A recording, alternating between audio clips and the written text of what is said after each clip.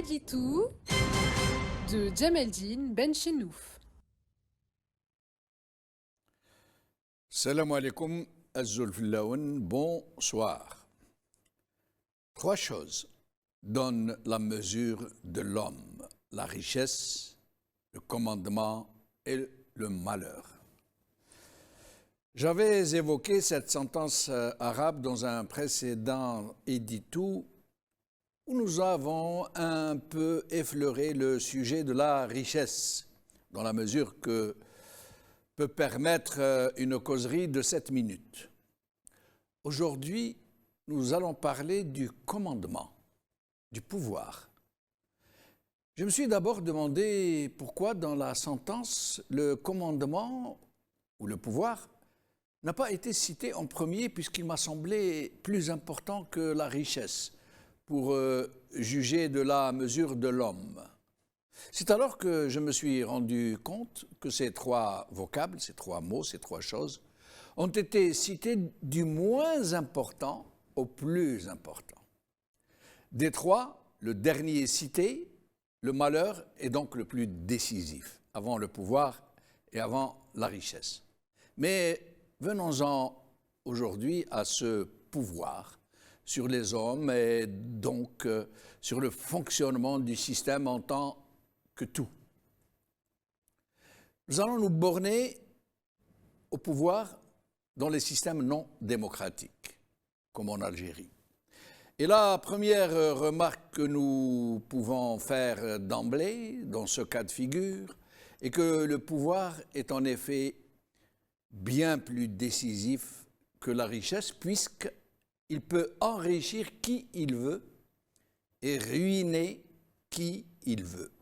Nous l'aurons tous remarqué en Algérie, où ce système a fait disparaître quasiment du jour au lendemain toute la vieille bourgeoisie algérienne pour la remplacer par sa propre clientèle, sortie du néant, qui n'a d'autre mérite que celui de sa proximité avec les barons du régime, et qui a ce secteur, ce nouveau secteur, cette nouvelle bourgeoisie, littéralement vampirisé le pays pour amasser des fortunes colossales avec des méthodes de haut vol dans le sens de haute rapine. Dans ce genre de système, le pouvoir peut donc tout entreprendre, mais jamais dans le sens du bien, jamais au profit de la collectivité, bien au contraire.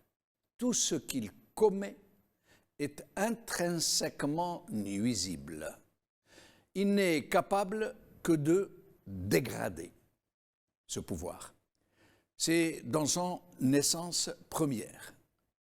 Et je ne résiste pas à l'envie d'emprunter et adapter à ce régime cette épitaphe anonyme sur le cardinal de Richelieu.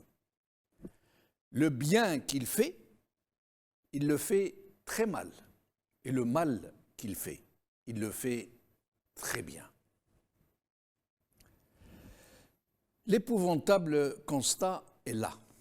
Un pays immense, l'Algérie, le plus vaste d'Afrique, au climat et au relief très diversifiés, très riches, au bord de la Méditerranée, en face de l'Europe, au cœur du Maghreb, peuplé majoritairement de jeunes, dont les ressources naturelles sont très abondantes, qui a hérité du colonialisme de nombreuses villes, presque toutes les villes, avec des infrastructures aux normes de l'Europe, dont le peuple s'est libéré du même colonialisme par un combat épique, admirable, qui a suscité l'admiration du monde entier.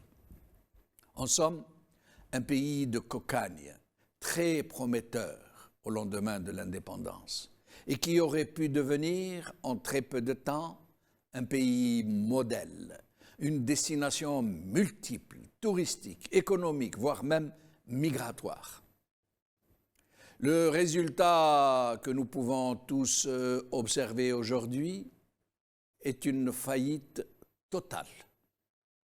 même mise de l'armée sur le pouvoir, des élections frauduleuses, un président et des institutions non représentatifs, grave défaillance de tous les secteurs de l'État, des barons du régime et leurs familles contraints d'aller se soigner à l'étranger, un système scolaire naufragé, déliquescence urbanistique dans toutes les villes, un ancien bâti qui tombe en ruine, un patrimoine architectural et antique ravagé, un secteur privé prédateur, un réseau routier qui semble avoir été bombardé, des servitudes publiques très mal assurées.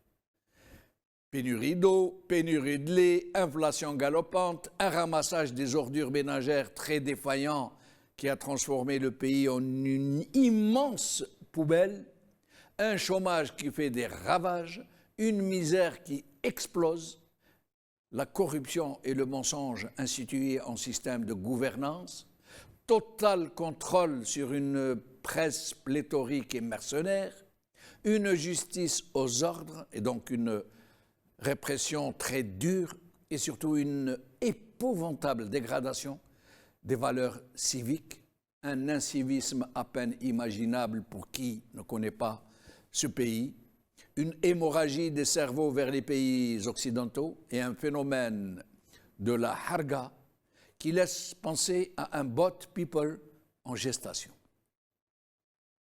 Et ce ne sont là que les aspects les plus visibles de ce merveilleux pays que le pouvoir a transformé en enfer, où de très nombreux parmi ses habitants ne rêvent plus que de pouvoir s'en arracher. Voici, entre autres, pourquoi le pouvoir donne la vraie mesure de ceux qui le détiennent. Et voici ce qu'ils ont commis sur ce malheureux pays. Inutile donc d'épiloguer plus avant. قال خير.